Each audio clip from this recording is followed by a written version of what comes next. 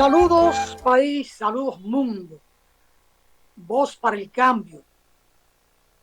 Hoy es 4 de octubre, Día Nacional en la República Dominicana del Agrónomo. Y lo digo así claramente, Día del Agrónomo, porque eso es lo que dice el decreto que lo instituye del año 1975. Día Nacional del Agrónomo. Tiempo propicio para saludar y felicitar a todos los agrónomos de la República Dominicana, independientemente de la situación de crisis por la que atraviesa el sindicato de los agrónomos. Crisis aparte, sigue siendo el Día Nacional de los Agrónomos. Un profesional de gran utilidad en la humanidad.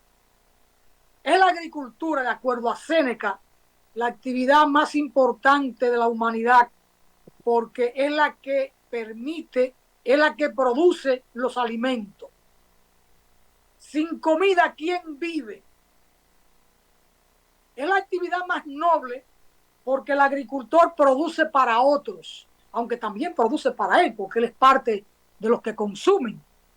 Y el agricultor está produciendo sus limones, su yuca, su arroz, su habichuela, su batata, o la leche o el huevo, sin saber a quién va a estar alimentando, porque él desconoce la población que va a ser beneficiada como producto de su trabajo.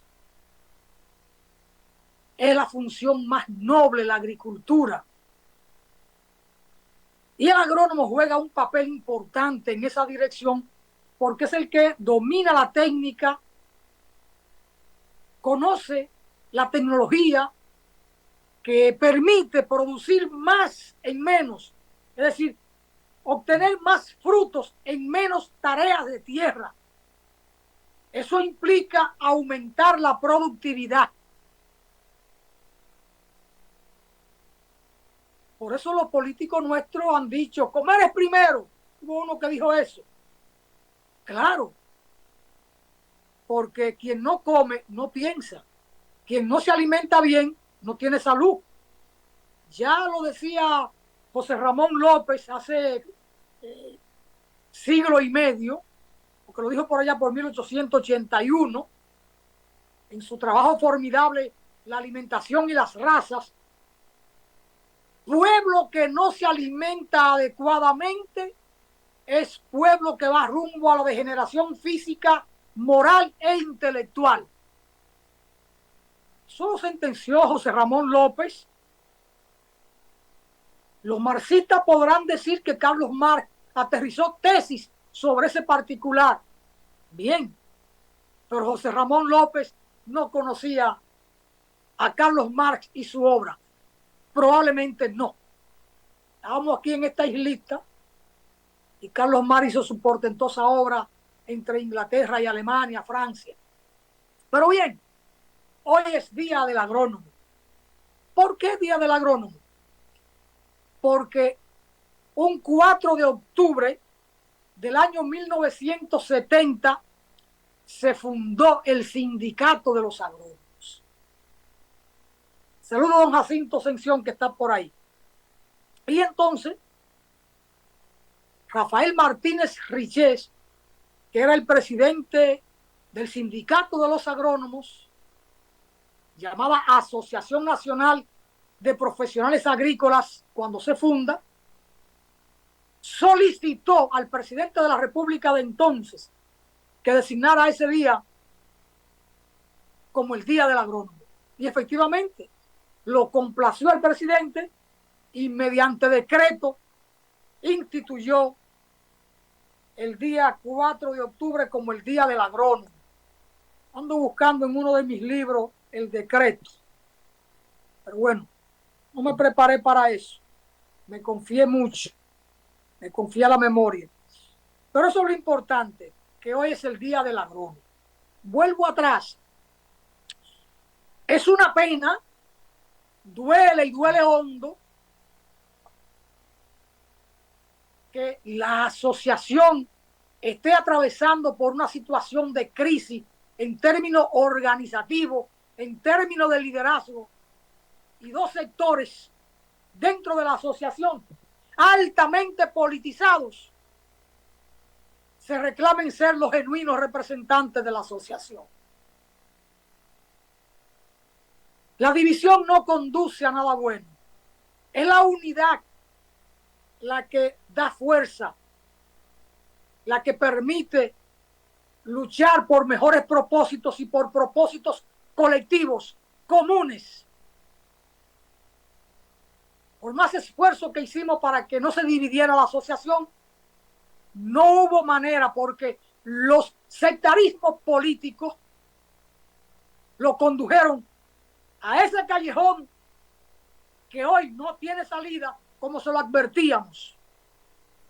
Y es una pena entonces que no podamos tener una celebración conjunta, unitaria, realmente representativa de los agrónomos. Unos, los que andan en el poder, tienen una fiesta. Otros estarán en la iglesia pidiendo una oración por los agrónomos que han pasado a la otra vida, a otro plano de la existencia. De todas maneras, es el primer día del agrónomo después de la ruptura o del resquebrajamiento, de ese quiebre institucional que ha sufrido la Asociación Nacional de Profesionales Agropecuarios. Hecho lamentable, un sindicato que durante 52 años se mantuvo unida como asociación y dando siempre la batalla en cada momento que fue necesario. Con unidad, donde se encontraba la diversidad ideológica y política de la República Dominicana. Ahí cohabitamos los de la izquierda con lo del PRD, con lo del PLD y con los reformistas. Porque en un momento dado de la historia de la asociación, lo fundamental era el sindicato, la asociación, la unidad. Discutíamos en las asambleas, cada cual con sus posiciones, pero quien estaba en minoría lo entendía que estaba en minoría, se discutían los temas, las posiciones y hasta los planes de lucha. Los más conservadores, si eran mayoría, imponían un plan de lucha conservador, pero manteníamos la unidad. Sin embargo, dada la estructura organizativa de la asociación, que tiene sus delegaciones regionales, donde los más radicales podíamos tener preponderancia en el liderazgo, no necesariamente en la militancia numérica, podíamos imponer entonces algunos caminos en la lucha. Y eso podía reflejarse en otras delegaciones, hasta que se convertía en un movimiento nacional. Pero siempre surgiendo desde la base y en unidad. Y cuando las mayorías imponían un camino, independientemente de que la dirección fuera conservadora, ese camino de la mayoría se trillaba. Hoy es penoso, y para mí en lo personal, y pienso que para Silvestre de Lerón, que es el ideólogo de la AMPA que conocimos hasta el mes de enero, el que formuló, por supuesto, con otros dirigentes, pero él era el ideólogo en ese momento, el líder más dinámico, más disciplinado. Él encabezó la transformación de la asociación, de una asociación original que tenía un matiz de club cuando lo fundan o cuando la fundan Hipólito Mejía, Carlos Aquino González, Saldívar, Pedro Bretón, el propio Martínez Riché y todos aquellos jóvenes, aquel lejano 4 de octubre de 1970, empezó a funcionar. Claro, estaba matizado por la época. 1970, la dictadura de Balaguer no daba mucho espacio como para discutir democráticamente las cosas, porque si no, los militares se lanzaban y la policía y te perseguían. Así que también hay que entender el contexto en el que surge la AMPA. Y esos primeros 10 años tenemos una AMPA más o menos conservadora, sobre todo los primeros 3, 4 años. A partir de 1973-74 empezó un proceso lento de, no de radicalización, pero de procurar una AMPA clasista. Y hacia ahí marchamos. Es sorprendente cuando uno encuentra fotos de la asociación 4 de octubre de 1975, donde aparece Melidania Vargas, Inés Brioso, Birmania Wagner en el altar de la patria, depositando una ofrenda floral. Como AMPA, como sindicato de los agrónomos. Eso no era cualquier cosa. En tiempo de la dictadura de Balaguer, 1975, 4 de octubre, habían matado en marzo a Orlando Martínez y tantos crímenes más. Y entonces en aquella ofrenda floral, Martínez Riché hablar. ¿Y de qué hablar? Desde la AMPA. Y ahí estuvo también Fernando Durán, que hoy es administrador del Banco Agrícola. Ahí estuvo bienvenido José Villini, joven en aquel momento, ahora es un empresario estable, próspero, ¿no? Del área agropecuaria. Pero fueron tiempos duros. Y ahí empezó ese proceso. Hasta que el 27, 28 y 29 de febrero de 1980, y lo digo claro, 29 de febrero, 27, 28 y 29 de febrero, celebramos nuestro primer congreso como asociación y se transforma ahí la estructura organizativa y la propia filosofía de la asociación. Es ahí en ese congreso, cuando se descentraliza todo, se va a un voto universal, porque hasta entonces habían núcleos de acuerdo a la disciplina y al nivel académico.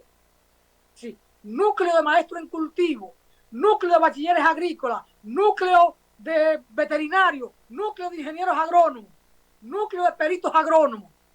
Habían 5 núcleos. Ese congreso de 1980 universaliza el voto. Aquí todos somos miembros, todos somos iguales. Primera gran virtud de ese proceso de transformación. Y eso se explaya en todo el país. Pero además, se excluyen a los funcionarios y a los empresarios de la asociación en el sentido de ser miembros activos para que no puedan influenciar las determinaciones en el seno de la asociación. De modo y manera que era un camino para garantizar el sentido clasista de la asociación. Clasista en el sentido de ser de los agrónomos que representan mayoría, que son explotados como trabajadores, como empleados, que ganan salarios mínimos. Y no que un político, un funcionario, pueda proclamarse candidato a la presidencia de la asociación. Hasta el 80 lo podía hacer. Los estatutos no lo impedían. Pero a partir de ese primer congreso empiezan estas regulaciones que son las que todavía existen en la asociación. Es decir, en lo fundamental, el estatuto constitutivo de ese primer congreso permanece. Naturalmente, ante un proceso de división como el que vivimos en este año, todo eso pasa a ser letra muerta. Naturalmente, este año no se llega a una explosión porque sí. Ha habido un proceso acumulado de desgaste de la asociación, de influencia de lo político, desde el año 1998, cuando el partido que entonces estaba en el gobierno, no puedo decir que asaltó la asociación, sino que pasó intencionalmente a tener el control de la asociación. Y ganó unas elecciones por la vía electoral. En ese proceso a mí me tocó ser el presidente de la comisión electoral. Y ahí compitieron Margarita Cruz Ángeles por una plancha, Democracia Gremial, y Giovanni Arias por otra plancha, Unidad Gremial. Y ganó la de Unidad Gremial, que correspondía a la línea del partido que estaba en el gobierno. De ahí para acá ha sido la misma historia. El partido que está en el gobierno controla la asociación. La misma historia. Y entonces, eso lleva a poner la asociación al servicio de los intereses, y lo fundamental, de ese partido político. Por eso llegamos hoy a este momento triste de una AMPA dividida. Pero esto no surgió de la noche a la mañana. Un proceso de 25 años, un cuarto de siglo. Duramos 22 años en ese empuje, momento de crisis, una representación no tan auténtica, porque entonces servían más al partido de gobierno que a los intereses de los agremiados. Esa es la verdad. Quien quiera conocer de esta cosa tiene que ir a los 3 tomos que yo escribí sobre la historia de la AMPA. Me falta un cuarto tomo por escribir. Entre los 3 tomos hay 964 páginas. Yo tengo esperanza de que haya un reencuentro y que la AMPA vuelva a ser. Es mejor tener esperanza. Pero la dura realidad es que se ve lejos esa posibilidad. La dura realidad es que se ve lejos esa posibilidad. Que la AMPA pueda volver a reencontrarse. Ojalá que sí. Ojalá que sí. Por el bien no solo de los agrónomos, por el bien del sector agropecuario. Porque una cosa es importante decir aquí hoy, en esta reflexión. La AMPA devino en ser, la AMPA y la Asociación Nacional de Profesionales Agropecuarios, devino en ser en términos históricos en un instrumento del desarrollo agropecuario, del debate de los temas agropecuarios. La AMPA dejó de ser un patrimonio de los agrónomos para ser un patrimonio de la sociedad. Mal están haciendo los agrónomos que se han enfrentado en esa división, y muchos me plantearon a mí cuando intenté mediar, mejor que se divida. Una falta de visión. Era preferible ceder uno u otro y preservar el instrumento AMPA para esta sociedad, porque la AMPA no era solo ya un patrimonio de los agrónomos, sino de la sociedad. Es una pena que tengamos este 4 de octubre un cuadro tan penoso en el seno de la Asociación Nacional de Profesionales Agropecuarios. Hemos depositado en el Archivo General de la Nación todos los documentos, periódicos, boletines, revistas, artículos, nota de prensa, en fin, todo lo que pudimos reunir como documentos en la historia de la asociación están depositados en el Archivo General de la Nación, ya están digitalizados, están disponibles al público, y me devolvieron todos los documentos, los originales que yo entregué, organizados. Aprovecho para felicitar y agradecer al Archivo General de la Nación la gran tarea que hicieron de organizarnos la documentación de la asociación, lo que se pudo salvar, ¿verdad? Lo que pudimos encontrar en diferentes casas de familia de los agrónomos. Está disponible para el público.